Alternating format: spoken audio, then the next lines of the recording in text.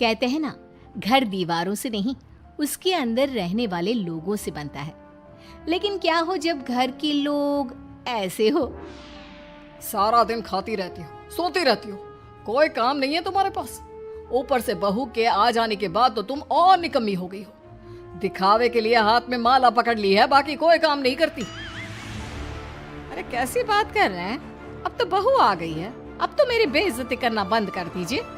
जैसे तैसे मेरी तो जिंदगी कट गई, गालियां खा खा कर। अरे उस बेचारी को तो छोड़ दीजिए।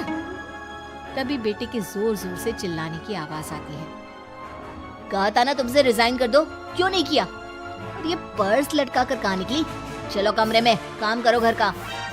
बहू बेटे की लड़ाई सुनकर सास ससुर बाहर आ जाते हैं। सामने खड़ी होती है नई नवेली बहू रीमा। देख लीजिए माँ जी, शादी से पहले तो मेरे माँ पापा के सामने कहा था कि शादी के बाद नौकरी करने देंगे, लेकिन अब क्या कह रहे हैं? तो तुम माँ जी को क्यों बोल रही है बहू? तब उसका मन रहा होगा, अब नहीं है। पर पिताजी, उसके मन से मेरा करियर तो नहीं चल सकता ना। ससुर को बहू की बात पर गुस्सा आ जाता है। वो बेटी की तरफ देखता है। पापा से जबान लड़ाती है, रुक।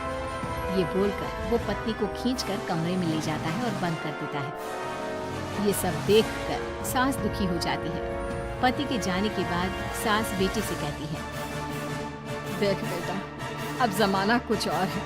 तेरे पिता ने घर में औरतों की कद्र नहीं की, लेकिन तू ऐसा ना बन। शहर की समझदार पढ़ी लिखी लड़की से शादी की है तूने, उसका ख्याल रखा कर, तमीज से पेश आया कर। जा, बहू को कमरे से बाहर ले आ। लेकिन बेटा नहीं मानता और बहू कमरे में सारा दिन बंद रहती है। शाम को बेटा बाहर जाता है कि सास चाय और बिस्कुट लेकर बहू के कमरे में जाती है। बहू बेटा ये ले, चाय पी ले। रो रो कर कैसी शक्ल बना ली है बेटा। माँ जी, ये कैसे लोग हैं? आप कैसे मैनेज कर रही हैं? ऐसे थोड़ी ना होता है माँ जी। घर की औरतों को तो पिताजी और ये इंसान समझते ही नहीं। क्या करूं बेटा, मैंने तो जैसे तैसे सह लिया, लेकिन तू ना सहना। दोनों बात कर ही रहे थे कि ससुर आ जाते हैं। अच्छा, तो अब बहू को भड़का रही हो? बहुत दिन हो गए मार खाए, अब क्या बहू के सामने खाओगे? जाओ यहाँ से, और जरूरत नहीं है ज्यादा इस लड़की को सर पर चढ़ाने की, समझी? बहू को ससुर की बात पर गुस्सा आ जाता है, लेकिन वो कुछ नहीं कहती।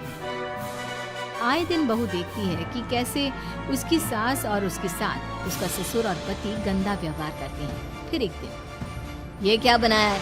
खाना बनाना नहीं आता क्या? ये बोलकर वो खाने की भरी सारी थाली फेंक देता है। अरे बेटा कोई बात नहीं, शांत हो जा, मैं अभी बाहर से कुछ मंगवा देता हूँ। हाँ पापा, ऑर्डर करिए। ऐसे खाने से तो पेट भरने से रहा। ऐसे खाना तुमको बनाना आता नहीं और बाहर जाकर नौकरी करना चाहती हो। अरे तुम जैसे को तो पूछते भी नहीं है बाहर। बहू को पति की बात पर गुस्सा आता है, तभी सास बोल पड़ती है। तेरे से ज्यादा पढ़ी लिखी है, वो तो तूने इसे कहा था कि तू नौकरी करने देगा तो तुझसे शादी कर ली, वरना ना ही करवाते इसके माँ बाप तुझसे शादी इसकी। और कमाती भी ये तेरे जितना ही है बेटा। बहू हैरान रह जाती है कि जो सास खुद के लिए एक बार भी खड़ी नहीं हुई, वो उसके लिए बेटे को भी भला बुरा सुना रही है। उसकी नजर में सास की इज्जत और बढ़ जाती है। वो सास को देखकर ये सब सोच ही रही थी कि उसके कान में एक जोर से चांटे की आवाज आती है। किसको मार पड़ी? वो देख ही रही होती है कि उसकी नजर जमीन पर बैठी सास पर पड़ती है। अभी तो धीरे से मारा, फिर जुबान खोली ना तो ऐसा मारूंगा कि कान के पर्दे फट जाएंगे। सास रो रही थी। बेटा और पति वहां से चले जाते हैं। पिताजी अच्छा किया, माँ को जोर का चांटा लगाकर। आगे से जबान खोलने से पहले 4 बार सोचेंगी। बड़ी आई। दोनों हंसते हुए वहां से निकल जाते हैं। बहू सास को उठाती है और पानी देती है। मैंने ये दिन रोज देखे हैं बहू, लेकिन तू नहीं सहना। तू अपना जीवन अपने अनुसार जीना। शादी के वक्त मैंने तेरी माँ से बात करने की कोशिश की थी, उन्हें बताया था, लेकिन वो नहीं मानी। बहू सास को पकड़कर रोने लगती है। वो इसलिए नहीं मानी क्योंकि वो मेरी सगी माँ नहीं है। माँ जी, जिस तरह से आप मेरे लिए खड़ी हुई है ना, मेरी माँ भी नहीं हुई।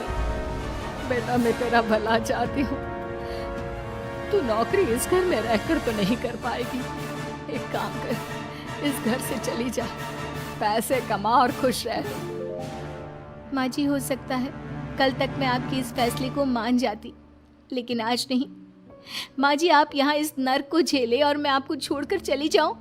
नहीं, कभी नहीं। अगले रोज, सुनिए, वो क्या है ना, मुझे कुछ कपड़े और गहनों की जरूरत है, तो जरा पैसे दीजिए ना। अब आप घर के मर्द हो तो पैसे तो आपसे ही मांगूंगे ना, बुरा तो नहीं लग रहा ना आपको? नहीं नहीं, बुरा क्यों लगेगा, ये लो कार्ड, कर लेना शॉपिंग।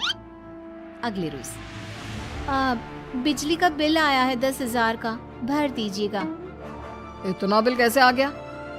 बेटा वो क्या है ना, सारा दिन बहू घर में रहती है तो कमरे में एसी और टीवी चलता रहता है। अब कम से कम बाहर जाए तो 4 पैसे कमा कर लाए, लेकिन हम लोगों को थोड़ी ना औरत की कमाई खानी है, वो तो मर्द ही करता है ना। पति पर्स देखता है और फिर, हाँ माँ ठीक बोल रही हो, खैर चलता हूँ, ऑफिस का वक्त हो गया है। पति ऑफिस से पिता को फोन करता है।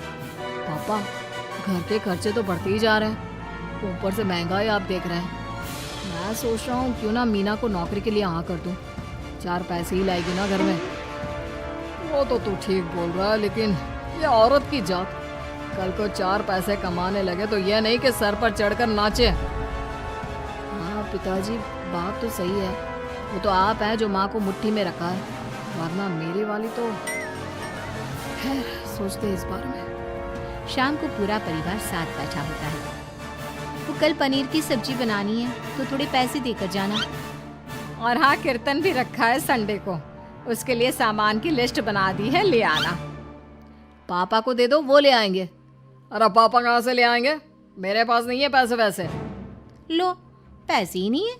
मेरे पापा की जेब तो हमेशा नोटों से भरी रहती है। बेटा, लक्ष्मी को जो पूजता है ना, उसके पास लक्ष्मी रहती है। जो घर की औरतों को मारे पीटे, वो भला कैसे लक्ष्मी का लाभ ले सकता है? वाह वाह, क्या बात है, तो जबान खुल रही है तुम्हारी। लगता है भूल गई पुरानी मार और डांट, क्या? हाँ माँ जी, शांत हो जाइए, मैं नहीं देख सकती आपको मार खाता, और फिर हो सकता है कि मैं आपको बचाने आऊँ तो ये भी मुझे मारे। ठीक है बहू, मैं कुछ नहीं कहती, तू ये लिस्ट बस दे दे, मैं चलिए आराम करने। फिर अगले रोज, सुनिए जी, वो मायके जाना है, वो क्या है ना, शादी के बाद से गई नहीं, तो ट्रेन की टिकट बुक करवा देना। तो मैं भी तो साथ जाऊंगा ना तुम्हारे। तो ठीक है, फिर फ्लाइट की ही टिकट करवा दीजिए। वो क्या है ना, अच्छा थोड़ी ना लगता है, आप पहली बार मेरे साथ जा रहे हो और हम ट्रेन से चले, ठीक है ना? पति ऑफिस जाता है, जहाँ उसका दोस्त कहता है, अरे क्या हो गया यार, परेशान सा दिख रहा है, तेरी तो नई नई शादी हुई है, भाभी परेशान कर रही है क्या? अरे नहीं यार, तू तो जानता है थोड़ी सी कमाई में घर चलाना मुश्किल हो रहा है, तू कैसे मैनेज करता है यार? कैसे क्या यार, तू जानता है ना मेरी बीवी रिया को, वो टीचर है, फिर घर में ट्यूशन करती है, साथ में बच्चे भी पढ़ लेते हैं। यार घर नाम की गाड़ी दोनों पहियों के साथ चलने से ही चलती है, वो भी कमाती है और मैं भी, और चल रहा है घर बस।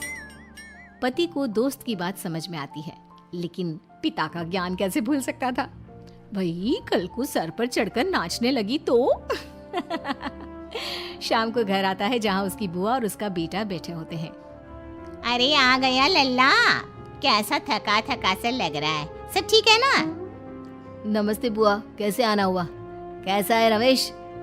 भाई को तो भाई की याद ही नहीं आती। अरे नहीं नहीं भैया, याद नहीं आती तो यहाँ कैसे आता? ये लीजिए मेरी शादी का कार्ड, जरूर आना।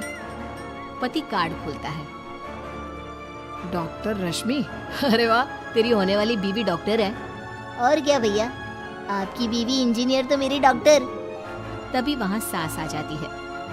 अरे जब घर में ही बिठाना है बेचारी को, तो काहे का इंजीनियर है, तो काम वाली ही, घर का काम करती है और आराम। इतनी पढ़ी लिखी लड़की को घर पर क्यों बिठा रखा है? अरे बहू कहीं झोला छाप डिग्री तो नहीं लेकर आई है? पत्नी की बुराई सुनकर पति को गुस्सा आता है। नहीं बुआ, यूनिवर्सिटी टॉपर है मेरी मीना, और हाँ बड़ी कंपनी में काम भी करती है। बस शादी के बाद कुछ महीनों की छुट्टी ली थी, अगले हफ्ते से ऑफिस शुरू हो जाएगा। क्यों मीना? तभी ससुर आ जाते हैं। हाँ, लेकिन फिर घर का काम कैसे होगा? और पैसे कमाने लगेगी तो सर पर। पिता की बात पूरी नहीं हुई कि बेटा, सर पर चढ़ने का हक है उसका पापा। पत्नी है वो मेरी, यानी मेरे घर की रानी। और रानियां तो सर का ताज होती है। क्यों मीना?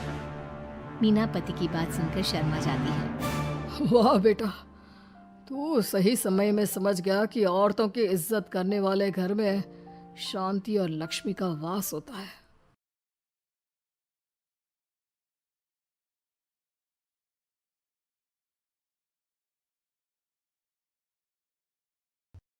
इस वीडियो को वॉचिंग करने के लिए शुक्रिया। और इसी तरह का वीडियो देखने के लिए इसे लाइक एंड सब्सक्राइब करें और अपने दोस्तों को शेयर करें।